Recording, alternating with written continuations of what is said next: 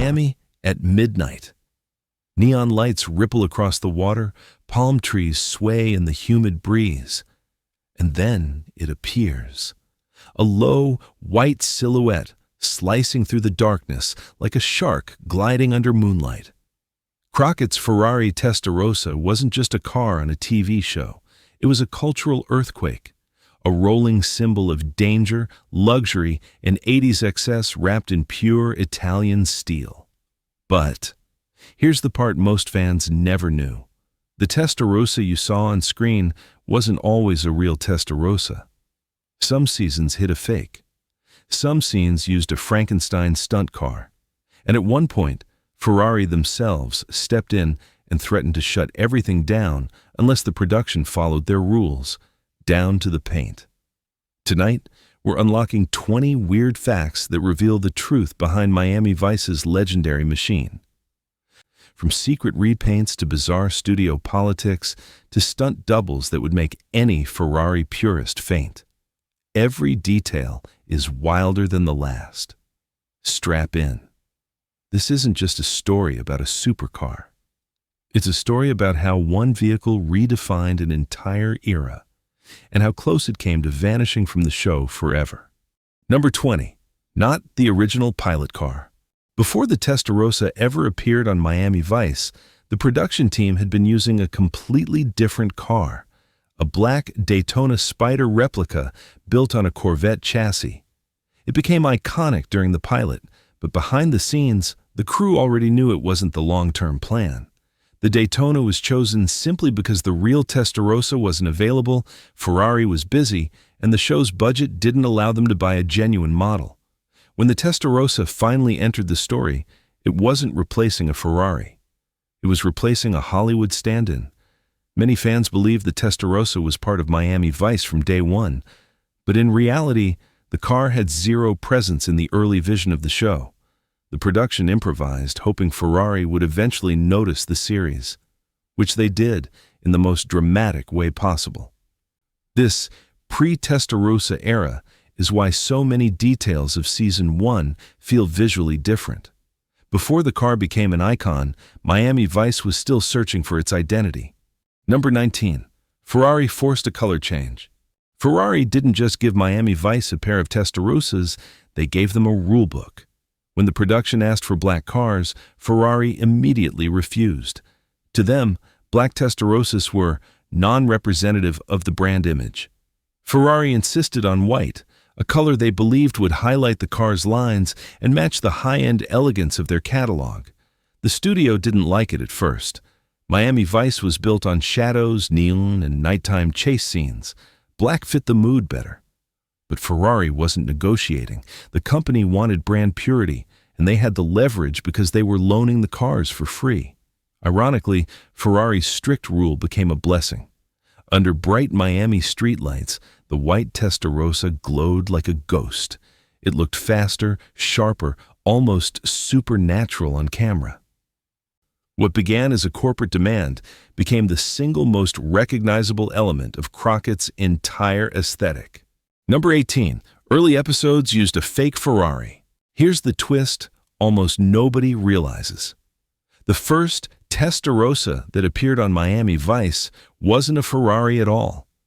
While waiting for the real cars to arrive from Italy, the crew modified the old Daytona replica into a fake white Testarossa body. They reshaped panels, extended the rear, added side strakes, and painted everything bright white. From a distance, it fooled most viewers. Up close? Not so much. The proportions were slightly off, the engine note wasn't accurate, and the headlights didn't match Ferrari's signature lines. But it worked as a temporary stand-in until the authentic cars became available. The funniest part. When fans freeze-frame early episodes today, the differences are painfully obvious. But back in the 80s, with grainy CRT televisions, Miami Vice could get away with murder. That scrappy, fake Testarossa phase is now a cult detail among hardcore fans. Number 17. Midnight Black Testarossa banned. Before the white Testarossa became iconic, the production originally requested black cars to match Miami Vice's darker, moodier style. Crockett was a lone wolf operating in the shadows. Black fit the character. But Ferrari shut the idea down instantly. They had strict branding principles, and at that time, black Testarossas were considered undesirable for public representation. Ferrari's fear? A black Testarossa would lose the signature silhouette that made the model famous. The design relied heavily on reflections and sculpted lines, and black swallowed all of that on camera. Ferrari believed fans watching on 80s televisions wouldn't recognize the car properly. This led to one of the strangest creative compromises in TV history. A neon-drenched crime show being forced to use white cars because a luxury automaker said so. Ironically, the white Testarossa became far more iconic than a black one ever could have been. Ferrari's ban ended up shaping the aesthetic of the entire series. Number 16. Real Testarossa delivered late. When Ferrari finally agreed to supply Miami Vice with 2 genuine Testarossas, the production was ecstatic. Until they discovered the cars wouldn't arrive on time. Ferrari was behind schedule, shipping delays were piling up, and the show was already deep into filming. With episodes planned around the new car, the studio had no choice but to improvise. That's when the crew used their creativity to stretch out the transition period. They shot scenes that didn't require the real Testarossa, used tight framing to conceal the fake stand-in, and even rewrote action sequences so the car wouldn't appear.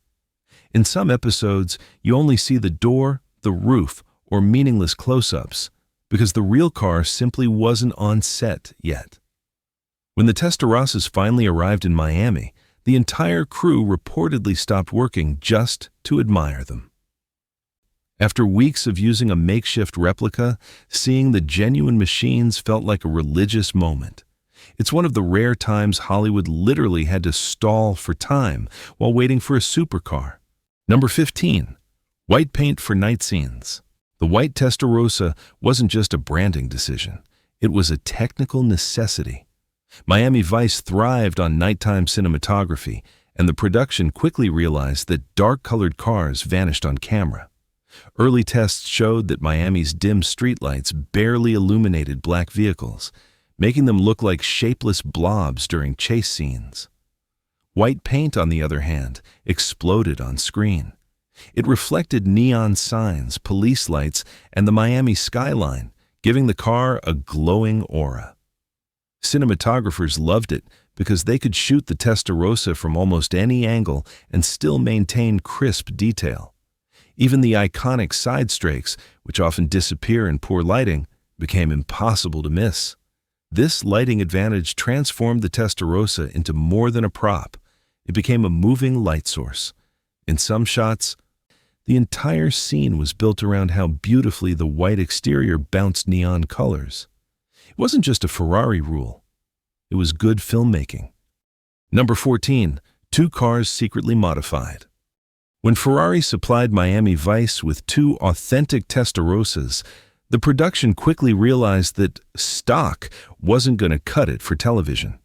To maintain continuity and shoot long chase sequences, the crew secretly modified both cars, something Ferrari would not have approved of if they knew the full extent. Lighting rigs were added, hidden mounts were installed for low-angle cameras, and some exterior panels were subtly altered to better reflect neon signs during nighttime driving. Even the suspension was tweaked to reduce body roll during fast turns, making Crockett's driving appear more aggressive and stylish. The modifications weren't identical, though. One Testarossa became the hero car used for beauty shots and close-ups. The other was the workhorse, built for high-speed sequences. If you freeze-frame certain episodes today, you can spot tiny differences. A panel alignment here, a lighting reflection there. These subtle changes created a seamless illusion on screen, but behind the scenes, the crew was constantly juggling 2 slightly different Ferraris pretending to be one. Number 13. Stunt car wasn't a Testarossa. Here's the part Ferrari absolutely hated. Miami Vice didn't use their precious Testarossas for risky stunt scenes. Instead, The crew sourced a cheaper donor car, often a modified De Tomaso Pantera or a kit car chassis, and dressed it up with body panels resembling a Testarossa. Why? Because the real Ferraris were too valuable, too fragile, and too expensive to repair if something went wrong. The production couldn't risk sliding them into curbs, jumping ramps, or drifting on wet roads. So for scenes involving burnouts, high-risk turns, or potential collisions, the stunt double took the hit. Of course, this created a continuity nightmare. The fake stunt car never perfectly matched the hero car's proportions. Some episodes reveal the truth if you pause at the right moment. Wider stance, incorrect rear lights, or the wrong wheel spacing. But with 1980s TV resolution and fast editing, most viewers never noticed. The illusion worked. And Ferrari? They pretended not to see it. Number 12. Engine sound dubbed heavily. The unmistakable howl of the Testarossa's flat 12 engine is one of the most recognizable sounds in automotive history. But on Miami Vice, almost none of what you heard was real. The production team found that capturing the authentic engine sound on location was nearly impossible. Wind noise, traffic, and ocean waves drowned everything out. So they recorded engine roars separately, using a mix of Ferrari audio and heavily enhanced studio effects. In some cases, the Testarossa sound was layered with audio from other exotic cars to make it more dramatic. The result? Crockett's Ferrari growled louder, angrier, and more cinematic than any factory-spec Testarossa. It became a sonic signature for the show, powerful, exaggerated, but incredibly effective. To this day, hardcore fans debate whether the Miami Vice engine note is better than the real one. Many say the show's version simply sounds more heroic. Number 11. Custom interior, not factory specs. While the exterior of Crockett's Testarossa stayed mostly faithful to Ferrari's design, the interior was another story. The production team realized early on that the factory-spec cabin was too dark and too cramped for TV lighting. The seats, dashboard, and door panels all absorbed light instead of reflecting it, making close-up shots nearly impossible during night scenes. So they quietly customized the interior. Lighter materials were added, reflective trim pieces were installed, and certain surfaces were reupholstered to bounce studio lights more effectively. Even the angle of the steering wheel and seat position were adjusted so Don Johnson's face could be captured clearly during driving sequences. Purists would call these changes sacrilegious, but for filmmaking they were essential. Without them, many of the iconic cockpit shots, the intense stares, the neon reflections, the slow zooms, would have been unusable. The Testarossa's interior in Miami Vice wasn't Ferrari perfect, it was TV perfect. Number 10. Unique Miami Vice body lines. Most viewers assumed the Testarossa on Miami Vice looked exactly like the showroom version, but keen eyes know better. The production subtly enhanced certain body lines to help the car read more dramatically on camera.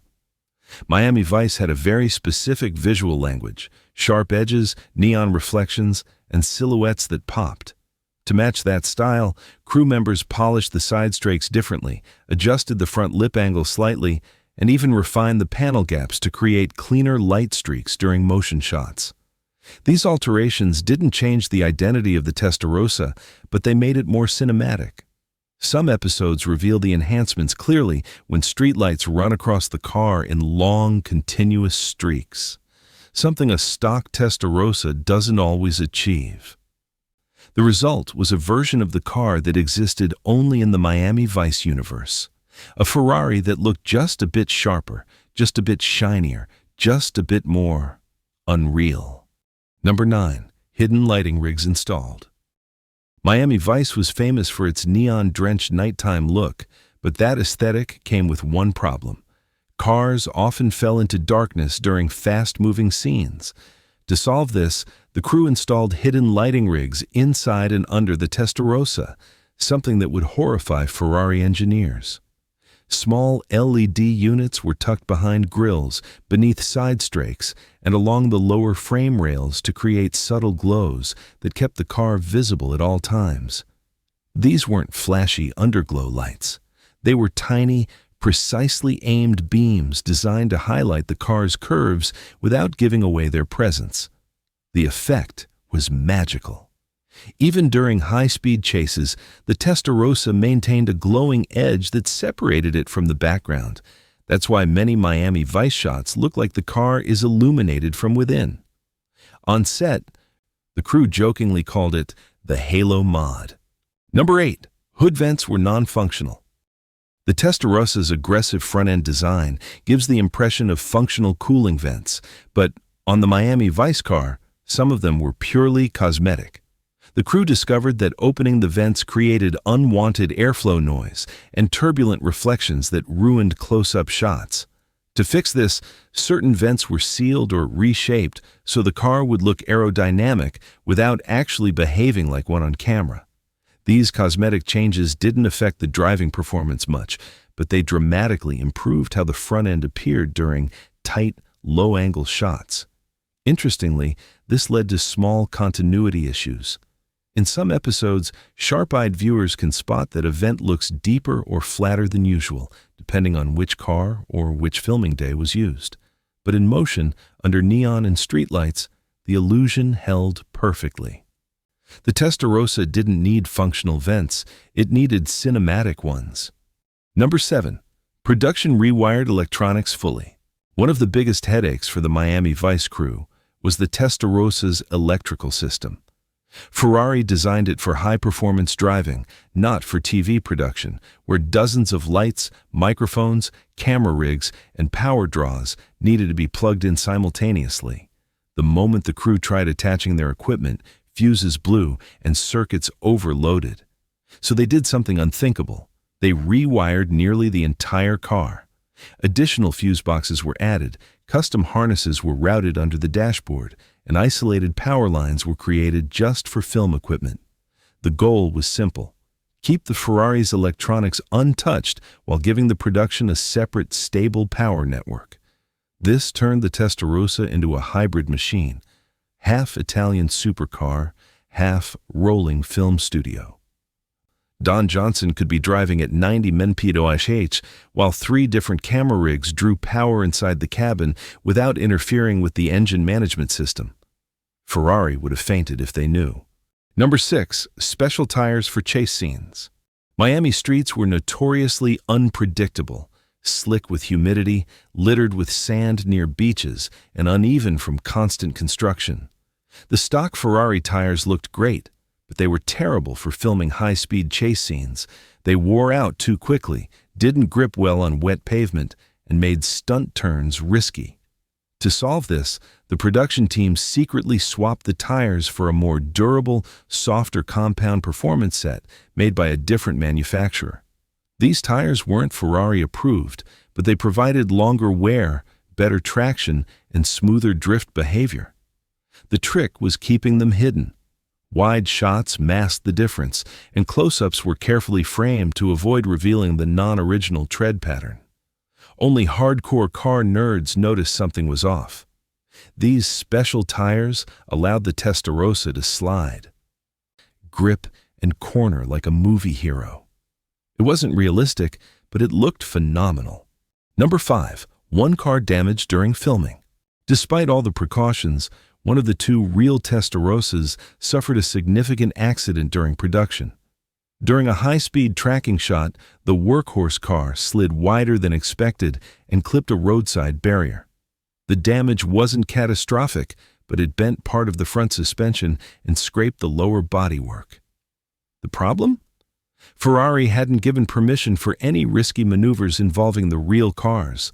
The studio panicked and rushed to repair the vehicle before Ferrari representatives visited the set again. A local specialist worked overnight to reshape panels and realign suspension geometry.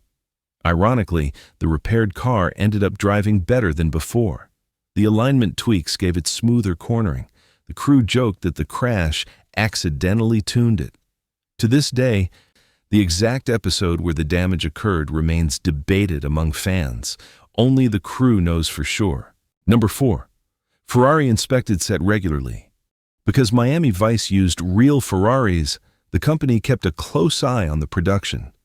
Ferrari representatives flew to Miami multiple times during filming to ensure the cars weren't being abused, modified beyond approval, or used in stunts they didn't authorize. This created immense pressure. Before every major shoot, the crew had to hide aftermarket components, remove non-factory wiring from site, and switch wheels or panels back to original configurations. Sometimes, the crew spent more time undoing evidence than preparing the actual scene. Ferrari's presence forced the team to become creative. They developed fast swap techniques to disguise the car's film modifications within minutes. One mechanic joked that the crew could change a Testarossa's identity faster than a spy. Ferrari never discovered the full extent of what the show did, but they definitely suspected something. Number 3. Car nearly replaced in Season 5. As Miami Vice entered its later seasons, studio executives wanted to refresh the show's visual identity. Ratings were slipping, and they believed a new hero car could help shake things up. Several alternatives were proposed: a Porsche 928, a Lamborghini Jalpa, even a Corvette C4 specially modified for Crockett. What stopped the change? Fan reaction. Every time rumors leaked that the Testarossa might be replaced, viewers wrote in furious letters and flooded NBC with complaints. To them, Crockett without the white Ferrari wasn't Crockett at all. The Testarossa wasn't just a vehicle, it was part of the character's soul. The backlash was so strong that the studio abandoned the idea entirely. It's one of the rare times passionate fans directly influenced a major production decision. Season 5 might have looked very different, if not for the audience defending their beloved white shark of Miami. Number 2. One Testarossa later auctioned. After Miami Vice ended, the 2 real Testarossas vanished quietly into storage. For years, nobody knew their fate, until one resurfaced at auction decades later. The car was authenticated through production documents, behind-the-scenes photos, and unique filming modifications still present on the chassis. Collectors went wild. This wasn't just a Ferrari. This was the Ferrari that defined an era of television. Even with high mileage, non-original wiring, and filmmaking scars hidden under the paint, the car commanded a massive price. The buyer reportedly intended to restore it to its Miami Vice configuration, hidden lighting, modified panels, and all. Seeing the car on the auction block felt like watching a piece of 80s pop culture history come back to life. It wasn't just metal and horsepower. It was nostalgia on 4 wheels. Number 1. White Testarossa became icon. In the end, the most astonishing fact is simple. The white Testarossa wasn't meant to become a cultural monument. It was the result of compromises, delays, brand restrictions, improvisation, and accidents. Yet it became one of the most recognizable vehicles in TV history. Its sleek silhouette cutting through neon streets defined Miami Vice's identity as much as Crockett and Tubbs did. The car embodied the 80s dream, stylish, dangerous, exotic, and just a little unreal. It turned every nighttime chase into a visual spectacle and transformed an ordinary police drama into a fashion-forward phenomenon. Today, even people who never watched Miami Vice can instantly recognize that glowing white Ferrari. It transcended the show that created it. The Testarossa didn't just appear in Miami Vice, it became Miami Vice. When you step back and look at the full story, Crockett's Testarossa becomes more than a prop, more than a stylish accessory to a TV detective.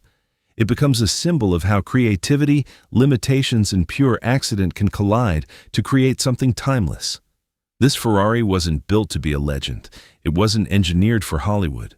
In many ways, it fought its way onto the screen through fake replicas and secret modifications, lighting hacks, fan protests, and the constant watchful eye of Ferrari executives. And somehow, All these complications only made the final image stronger. A white streak cutting through neon. A silhouette that defined an era. A machine that outlived the show itself. The Testarossa didn't just move across the streets of Miami.